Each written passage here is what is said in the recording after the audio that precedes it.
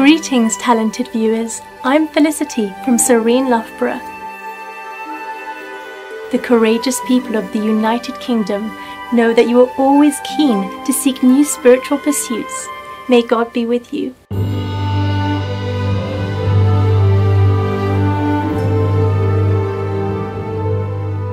In today's program, Love of Eternal Summer, exploring the spiritual treasures in Shakespeare's works, part 1 of 2, we invite you to explore the elevating gems embedded in William Shakespeare's literary works.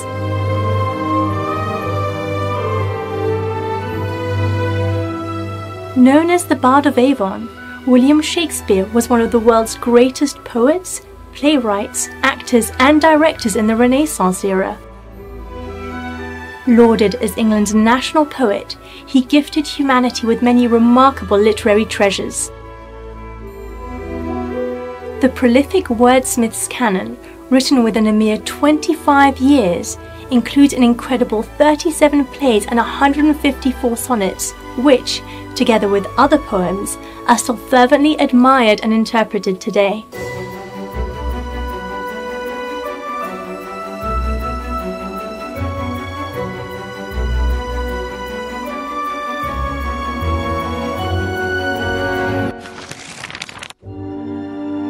In his distinguished book, Will in the World, How Shakespeare Became Shakespeare, US literary historian Stephen Greenblatt gives this incisive summary of the bard's career.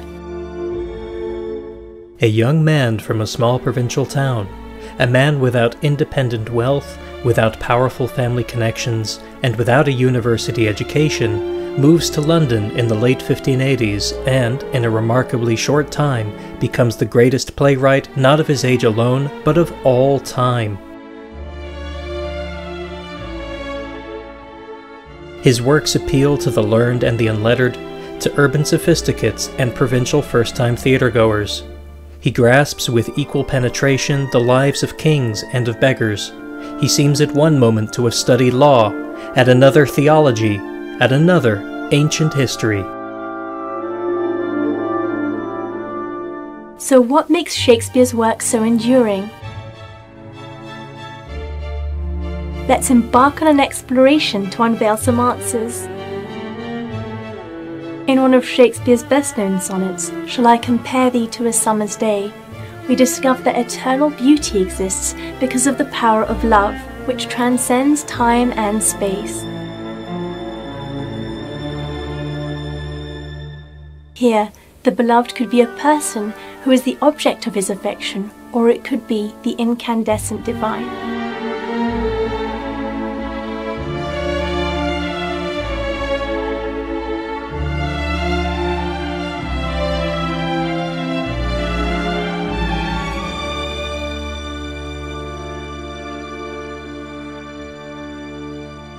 Sonnet 18 by William Shakespeare. Shall I compare thee to a summer's day? Thou art more lovely and more temperate. Rough winds do shake the darling buds of May, and summer's lease hath all too short a date. Sometime too hot the eye of heaven shines, and often is his gold complexion dimmed, and every fair from fair sometime declines, by chance or nature's course untrimmed. But thy eternal summer shall not fade, nor lose possession of that fair thou owest, nor shall death brag thou wanderest in his shade, when in eternal lines to time thou growest. So long as men can breathe or eyes can see, so long lives this, and this gives life to thee.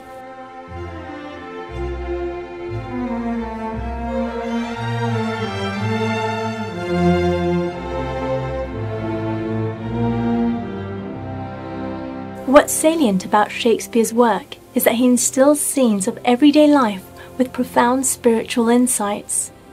When we contemplate his lines, we find that they are richly imbued with deeper layers of meaning and discover themes that resonate with words uttered by many great spiritual masters. For instance, a poem by Master Rumi titled All Through the Night God is Calling Us conveys the same idea as the one expressed in Shakespeare's Sonnet 27. Both tell of a state of meditative sleeplessness. During the daytime, a lover is kept busy with all kinds of mundane activities, but night offers the chance to reconnect with our true self or the beloved God. From All Through the Night, God is Calling Us, poem by Rumi. The days for earning a living, the nights for love. So the eyes of the jealous cannot spy in you. The rest of the world may sleep, but real lovers throughout the night talk inwardly with God.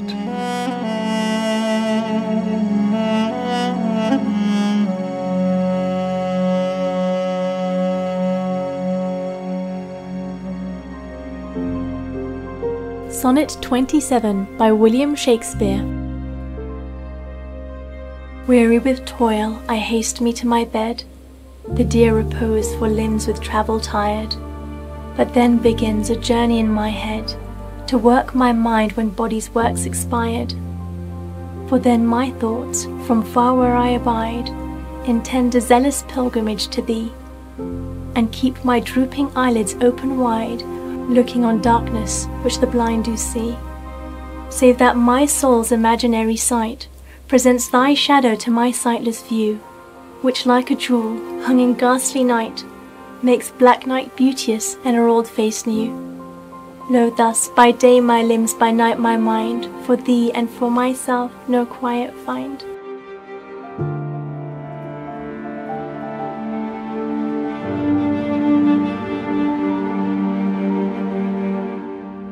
We'll be right back after a loving message. Please stay tuned to Supreme Master Television.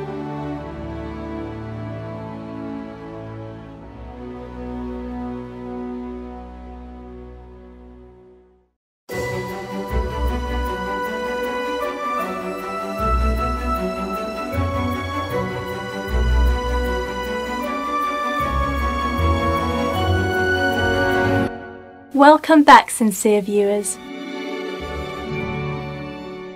Shakespeare's lines have the magical effect of enlightening our minds to the truth that we know in our hearts.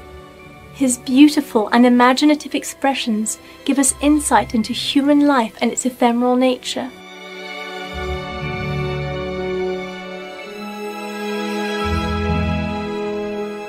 On the subject of life being a dream or an illusion, we can find notable parallels between words penned by the bard and by the enlightened master Paramahansa Yogananda. Both use theatre-related metaphors to capture in words the elusive seeming of our existence.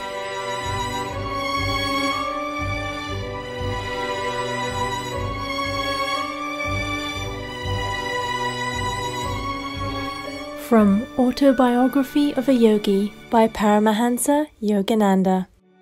I know I am but a figure in God's dream movie, as you are also. Someday, when we cease to be actors on the screen of life, we shall realize that our forms are but shadows interspersing the cosmic beam of God's omnipresence.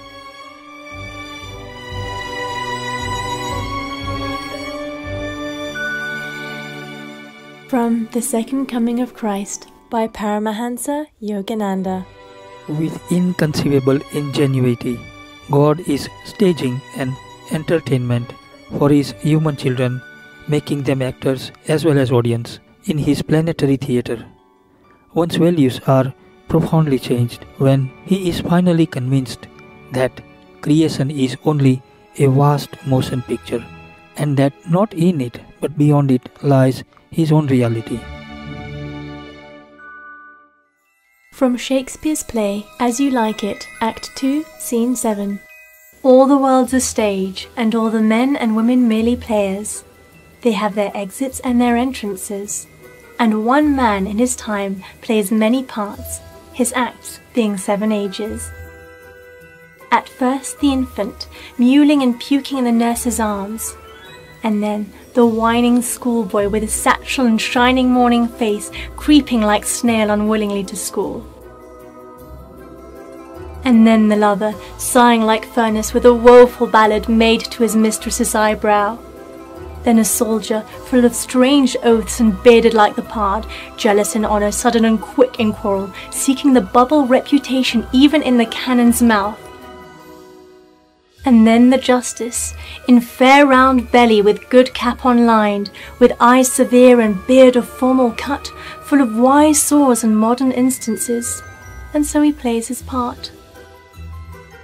The sixth age shifts into the lean and slippered pantaloon, with speckles on nose and pouch on side, his youthful hose well saved, a world too wide for his shrunk shank, and his big manly voice turning again towards childish treble, pipes and whistles in his sound. Last scene of all that ends this strange eventful history is second childishness and mere oblivion. Sans teeth, sans eyes, sans taste, sans everything.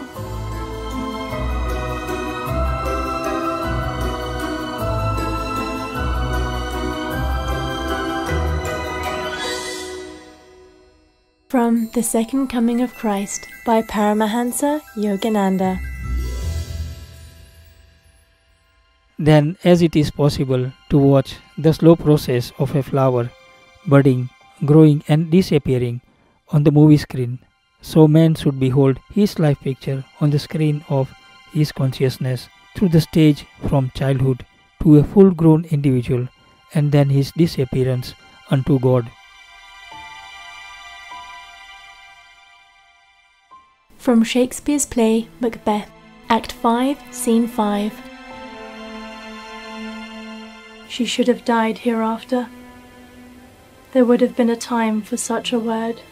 Tomorrow and tomorrow and tomorrow creeps in this petty pace from day to day, to the last syllable of recorded time, and all our yesterdays have lighted fools the way to dusty death.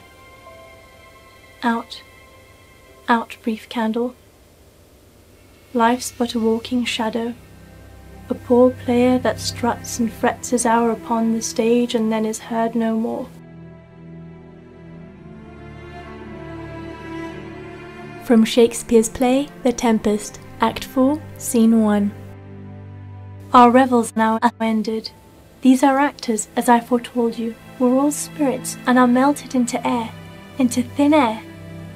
And like the baseless fabric of this vision, the cloud-capped towers, the gorgeous palaces, the solemn temples, the great globe itself, yea, all which it inherit shall dissolve, and like this insubstantial pageant faded, leave not a rack behind. We are such stuff as dreams are made on, and our little life is rounded with a sleep.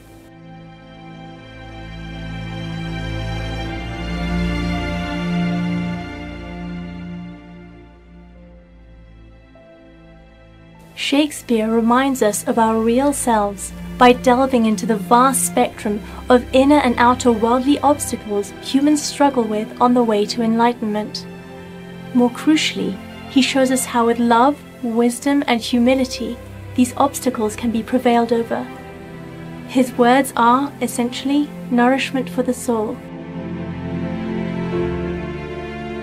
In the next episode, we will explore more of the divinely inspired musings which permeate his transcendental masterpieces.